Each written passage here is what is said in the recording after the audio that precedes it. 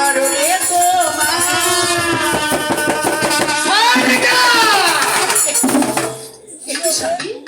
তুমি তুমি কেন আসলে পূজা করে এসেছো? বলো তুমি কেন পূজা করে এসেছো স্বামী?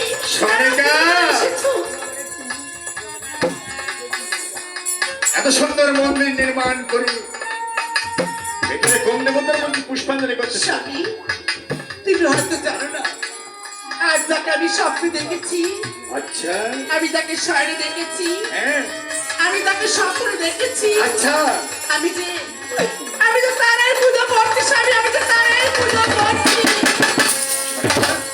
সে কোন দেবতা? সে কোন দেবতা এবার আবির্ভাব হয়েছে এই ভব সংসারে যার কারণে তুমি তার পুষ্পাঞ্জলি করতেছ? জানো কোন দেবতা? বলো। সে হচ্ছে মা মনসা।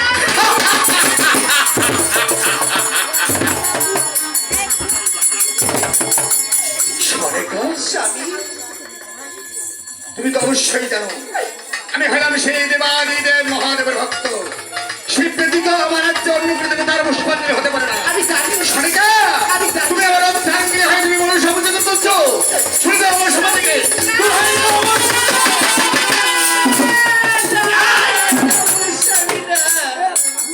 আমি জানি স্বামী, আমি ভালো করে জানি তুমি শিব ব্যতীত অন্য কোনো দেবতার চরণে পুজো করো না। আমি এটাও ভালো করে জানি তুমি একদিন আমাকে বলেছিলে অন্যের পুষ্প দিলে জলে মিশে যায়, অন্যের পুষ্প দিলে জলে মিশে যায়, অবশ্যই তোমার পুষ্প দিলে গুরুদেবের যত মিশে যায়। অবশ্যই সনিকা তুমি স্বামী তাহলে তুমি জেনে শুনি আমার বিনা অনুমতিতে কেন তুমি কেন সেই মনসা পূজা করতেছ? মাকে স্বপ্নে দেখেছি, স্বপ্নে দেখেছি, তাই তো তোমার অজান্তে আমি মায়ের চরণে পুজো করেছি স্বামী। তবে সনিকা আমি মায়ের চরণে পুজো করেছি, ভালোই করেছো। করেছি। তবে সনিকা এই মনসা পূজা করলে কি হয়? স্বামী মায়ের পুজো করলে হ্যাঁ নিধনীয় ধন, আচ্ছা নিপুত্রের পুত্র হয়, আচ্ছা রোগী ছাড়া রক্ষণ নাই। আচ্ছা আমি এজন্য আমার রাজ্যের মঙ্গলের জন্য আমি মায়ের চরণে পুষ্পাঞ্জলি করেছি। কি বলছো স্বামী এই! সনিকা আমার 6টি পুত্র আছে। এই!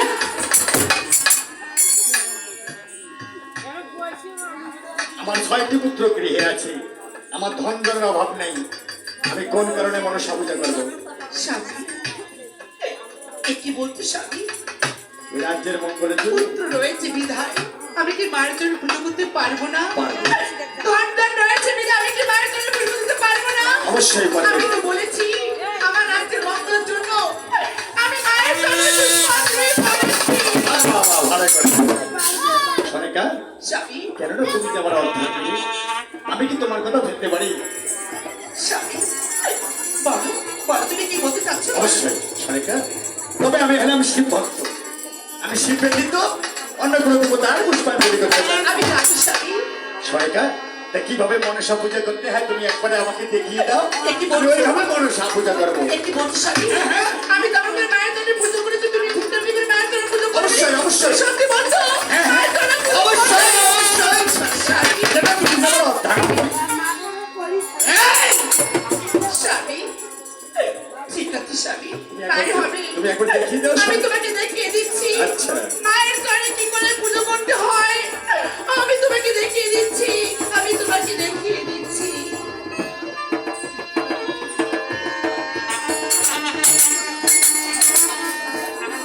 ও আস্তি কশ্যপ মণিমাতা জরৎকারু মণি পত্নী বাসকি ভক্তিস্ততা ও মা পদ্মা দেবী নমঃ। ও আস্তি কশ্যপ মণিমাতা জরৎকারী মণি পত্নী বাসকি ভক্তিস্ততা ও মা মনসা দেবী নমঃ। সনিকা! এইভাবে তুমি মনসা পূজা করতেছ? এই দেখো তোমার মনসা দ্রব্য ঘর বাড়ি সব কিছু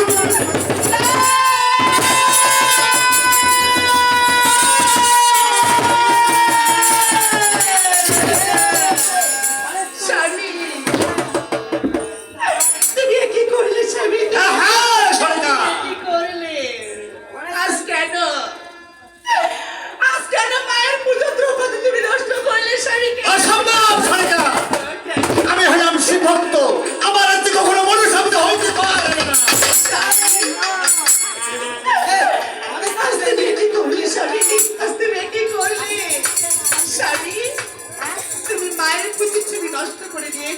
অবশ্যই ঘর ভেঙে ফেলেছো, হ্যাঁ। মায়ের পুজো ধূপকাঠি নষ্ট করেছো, সব কিছু করেছি।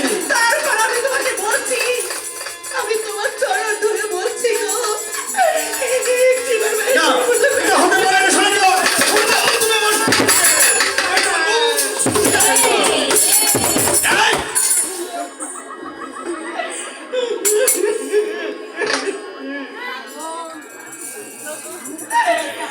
স্বামী তোমার কোটি গহি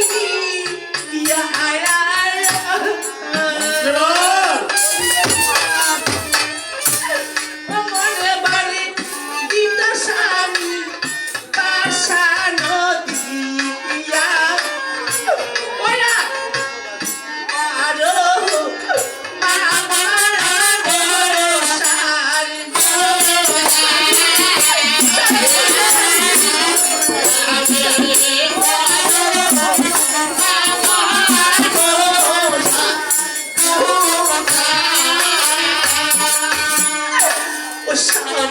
তোমার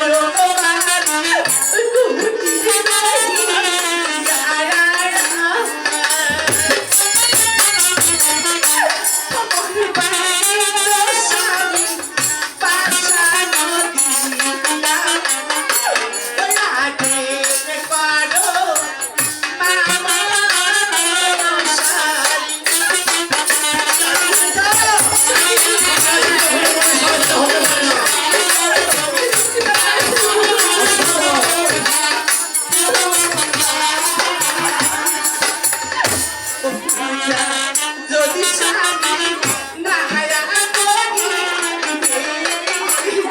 তাহলে কি হবে?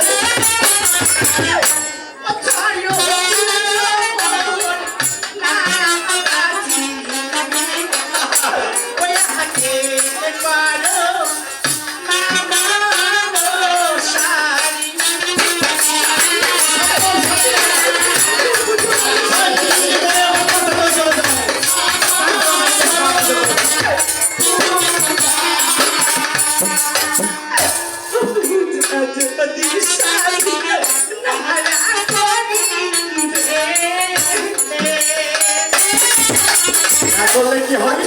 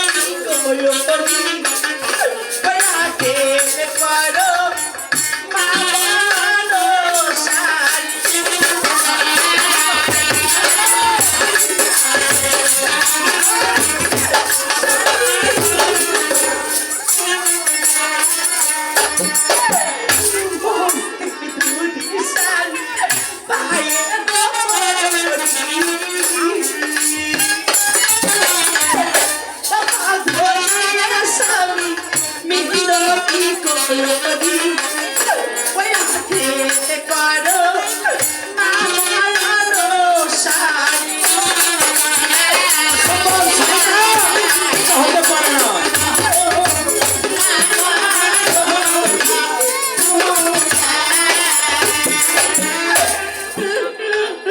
শালিকা, আমার রাজ্যে কখনো মনসা পূজা হতে পারে না। কেননা আমি শিব ভক্ত।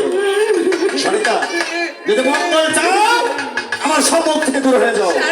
হ্যাঁ, তুমি কি করলে গো? অবশ্যই। মরিয়া যদি চন্দ্রময় পাথানো দিলাম, মরিয়া যদি চন্দ্রময় পাথানো দিলাম, তুমি এই শ্রীমন্দির খুঁজছে। স্বামী, তুমি জানো না স্বামী, মা মনসা দেবী কত জাগ্রত, তুমি জানো না গো? আজ মায়ের ঘর তুমি নষ্ট করে দিয়েছ, আর প্রতিশোধ সে অবশ্যই নিবে। চুপ কর, শালিকা। মনসা কি করবে আমি সেটা দেখবো।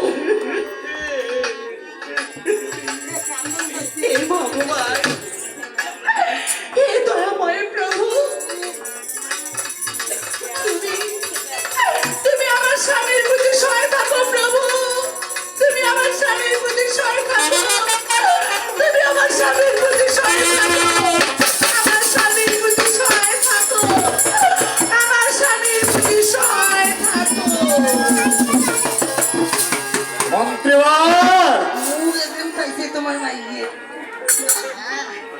কেমন মাইয়ে তোমরা কোন বলে বাপ বলে আবার কোথায় হ্যাঁ সতী নেই অবশ্যই তো তোমার মাইয়ে তোমার ফির শত্রু পুজো করে হ্যাঁ এলা কি হবে শোনো অবশ্যই ওর কোন ব্যবস্থা তো আমি করবো কি ব্যবস্থা তার আগে তোমাকে একটি কাজ করতে হবে এই মনসার মন্দির পুড়ে ছাই করে তোমাকে দরিয়ার জলে ভাসিয়ে দিতে হবে আগুন লাগে দেবো অবশ্যই যদি আমার কাছে ভয় পায় সেটা আমি বুঝবো মানে আর কি হ্যাঁ তোমার দেখো অবশ্যই আর সরেকা যে স্থানে বসে মনসা পুজো করেছে এই মাটিটাও অশুদ্ধ হয়েছে বাপ রে মাটি কেন তো শিখতে অবশ্যই এই এই মাটি কি করা এই মাটি কাটিয়া অন্যত্র ফেলে অন্য টাকার ভালো মাটি এনে এই খাল পূরণ করতে হবে মহারাজ আপনি হলেন এই চট্টগ্রামের রাজা আচ্ছা আর আমি হলো মন্ত্রী হ্যাঁ আমাকে আদেশ করেন আমি তোমার এলাকায় হাত ঠাং চটে কেটে ঠিক আছে যদি কাটতে পারবো না আমি কাটবো আমার তো কাটাতে ঠিক আছে আমি তো তোমাকে সে কথা বলিনি কোন কথা বলেছে এই মনসার মন্দির পুড়ে ছাই করে দরিয়া জলে ভেসে দেবে সরেকা যে স্থানে বসে মনসা পুজো করেছে এই মাটিটা অশুদ্ধ হয়েছে আর মাটি পূরণ করে মোবাইল মন্ত্র দিয়ে তাকে পরিষ্কার করে দিতে হবে মানে জায়গা মুখি দেওয়া খাই এই, পরিষ্কার করে মুছে দিতে হবে গোমায় গোমূত্র দিয়ে এতগুলো কাম অবশ্যই তার সময় মাটি কাটলে কিন্তু দাম বেশি গেছে অবশ্যই দেবো আচ্ছা তোমার দুজনে স্ত্রী আছে না হ্যাঁ তুমি তাদেরকে নিয়ে আসো আমি তাদের বেতন দেবো হয় নাকি অবশ্যই মহারাজ তোমরা যাও বাড়ি যাও নিশ্চিন্তে থাকো আচ্ছা ঠিক আছে আমি এর জায়গা সব করে যাবেন আচ্ছা ওকে সলতরা সলতরা বলে কলা কলা কলা কলা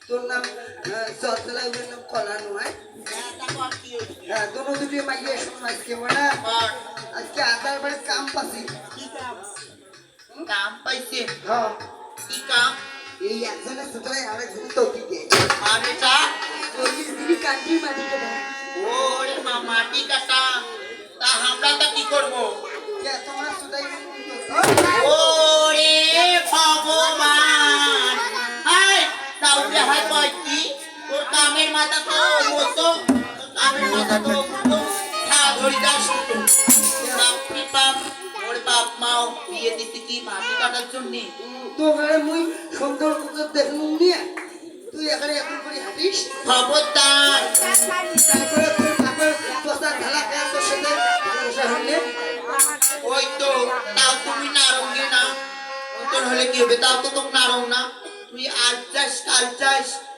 কি চল চলা চোখ ছাড়া মই বাঁচবেন না তুই বিষ খা মরি কামড় করা তা মরতোস প্লিজ উই এর বিট ক্যাম প্লিজ হ্যাঁ অত তুই কইলি তারপর তো মুইও ঘুরিয়ে ধরলু তাই আজকে চলো দাম বাড়া আছে 3 নম্বর কত করি মোট 150 হ্যাঁ তোর 150 হ্যাঁ। তুই 150 120 না কত হয় 120 120 এই তুই কত কত কত কত এই দেখ তোর 150 তোমার 150 মোট 150 কত হয় সরু আর 250 আর তাও সেই তো কম সংসার মুখে মোড়ে আউগেবি সংসার খালি পাউতে আরে তোকে ভাত আনবে দেখ তোর কম যে 2 পয়সা চাউনিস তুই কতগুলো করে চাউনিস রে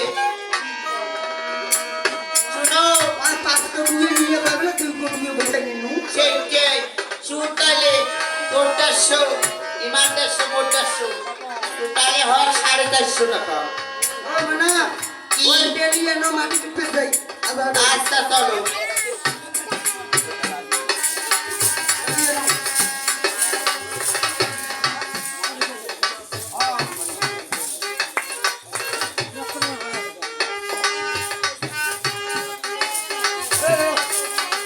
এ মন্দির পুরো গেল রে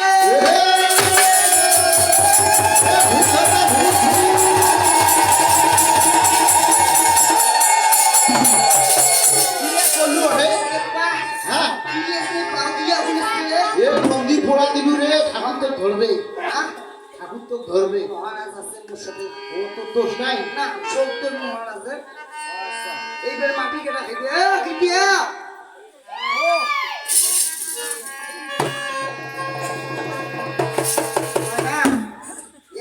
মাটি কাটা খাইবে এতে পুজো হচ্ছে এই ঠেকার মাটির ফেলে দোষ হচ্ছে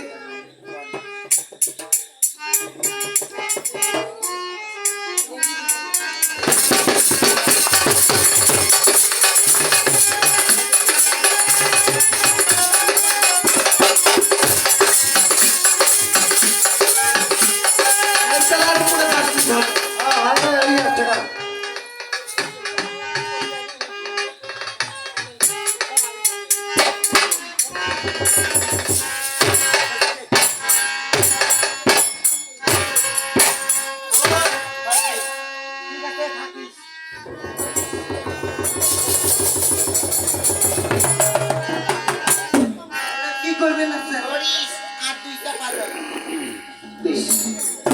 ওদের খুব ভালোবাসা মাটি যেতে কম করে দিলেন এই শুন দরকার ভাতার মারি ঢাকা দিয়ে চাপড়ি করবো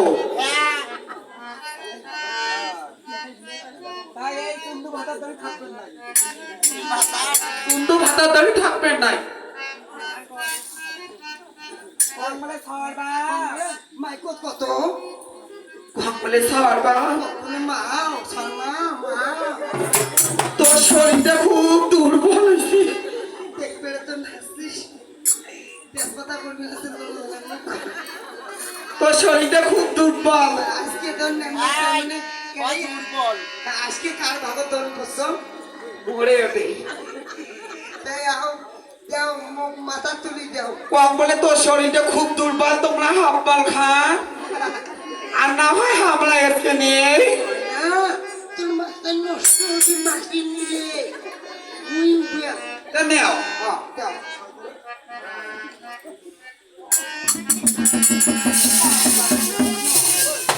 हमको पालाटी नहीं বাবু